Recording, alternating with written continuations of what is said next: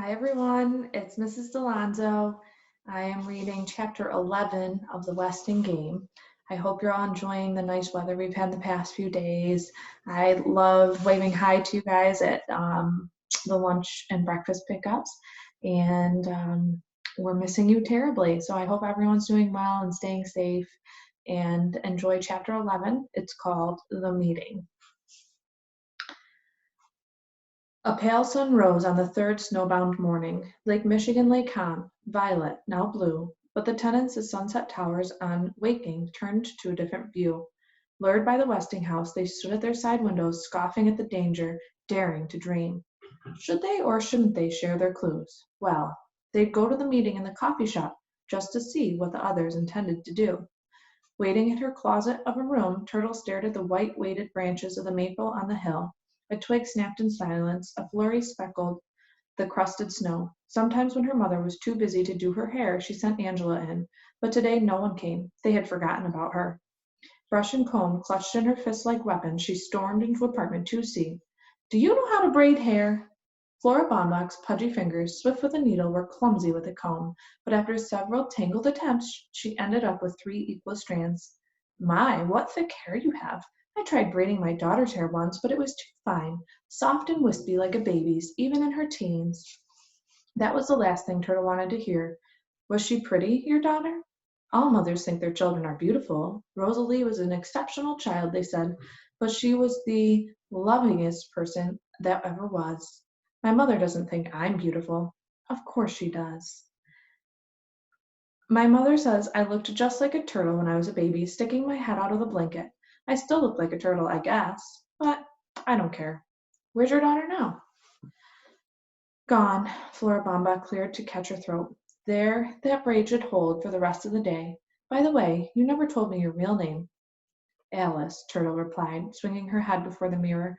Not one single hair escaped its tight bind. Mrs. Baumbach would make a good braider if only she'd stop yakking about her exceptional child. Rosalie, what a dumb name. You better get to the meeting now. Remember, don't say a word to anyone about anything. Just listen. All right, Alice, I promise.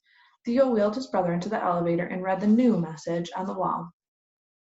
$25 reward for the return of a gold railroad watch inscribed, to Ezra Ford, in appreciation of 30 years of service to the Milwaukee Railroad. J. Ford, apartment 4T. Fud, Chris said.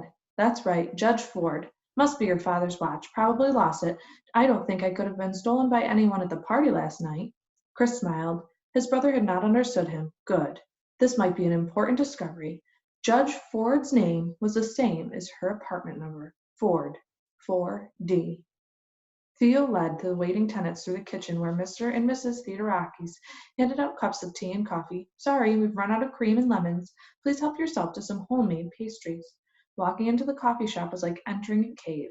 A wall of snow pressed against the plate glass window, sealing the door that once opened to the parking lot. I've got a car buried out there, Grace Wexler said, slipping into the booth opposite her partner. Hope I find it before the snowplows do. If they ever get here, Mr. Hu replied. Good thing this meeting wasn't held in my restaurant. I'd go broke passing out free tea, if you call this tea. He held up a tea bag with contempt, then groaned on seeing his sweat-suited son jog in with a sweet roll between his teeth and vault over his hands onto a stool. Where's your daughter, Turtle? Grace Wexler looked around. I don't know. Maybe she's helping her father with his bookkeeping. Bookkeeping? Mr. Hu let out a whoop. Grace had no idea what was so funny, but she joined him in the laughter. Nothing stirred people's envy more than a private joke. Thinking she was being laughed at, Sidel Pulaski dropped her polka dot crutch and spilled her coffee on Angela's tapestry bag before managing a solid perch on the counter stool. Clink, clink. Theo tapped a spoon against a glass for attention. Thank you for coming. When the meeting is over, you're all welcome to stay for a chess tournament. Meanwhile, I'd like to explain why my partner and I, called this meeting. I don't know about your clues, but our clues don't make any sense. The heirs stared at him with blank faces. No one nodded. No one even blinked. Now then, if no two sets of clues are alike, as the will says, that can mean that each set of clues is only part of one message. The more clues we put together, the better chance we have of finding the murderer and winning the game. Of course, the inheritance will be divided into equal shares. Sidel Pulaski raised her hand like a schoolgirl. What about the clues that are in the will itself? Yes, we'd appreciate having a copy of the will, Miss Pulaski, Theo replied. Well, equal shares doesn't seem quite fair since I'm the only one here who thought of taking notes. Siddell turned to the group, one penciled eyebrow arched over her red sequined spectacles. Her self-congratulatory pose was too much for Mr. Hu. Grunting loudly, he squeezed out the booth and slapped the shorthand pad on the counter. Thief! The secretary shrieked, nearly toppling off the stool as she grabbed her notebook. Thief! I did not steal your notebook, the indignant Hu explained. I found it on a table in my restaurant this morning. You could believe me or not, I really don't care, because those notes you so selfishly dangled under our noses are completely worthless. My partner knows shorthand, and she says your shorthand is nothing but senseless scrawls. Gibberish. Pure gibberish, Grace Wexler added.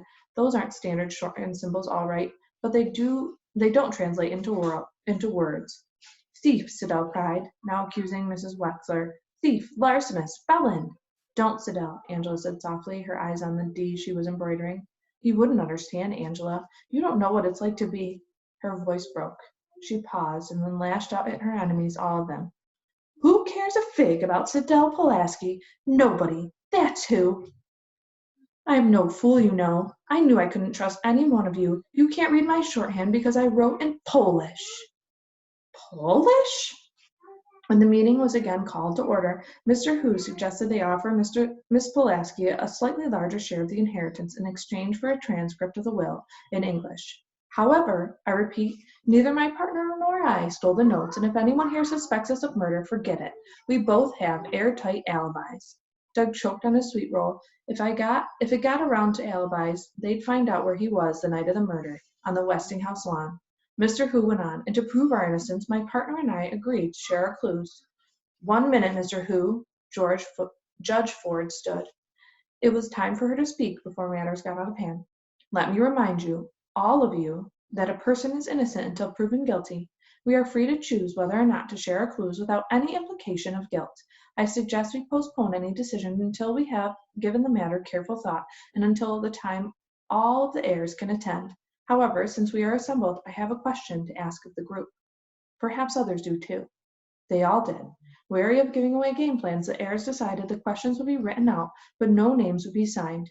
Doug collected the scraps of paper and handed them to Theo. Is anyone here a twin? He read. No one answered. What's Turtle's real name? Doug Hu was planning on another nasty sign. Tabitha Ruth, replied Miss Wexler, a bewildered Flora Baumbach, who said, Alice. With a bewildered look, Flora Baumbach, who said Alice. Well, which is it? Tabitha Ruth Wexler. I should know. I'm her mother. Doug changed his mind about the sign. He couldn't spell Tabitha Ruth.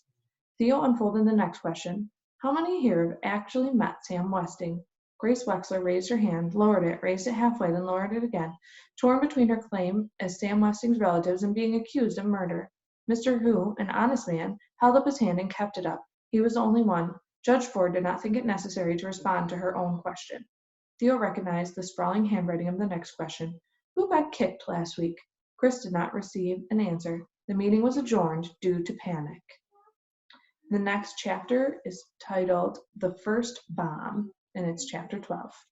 I will be reading it tomorrow night, and I hope you all are joining me for the Westing game. It's a murder mystery in which if they find out who killed Sam Westing, they get something like $200 million, which is crazy. So, hope you all have a great night. See you later. Bye.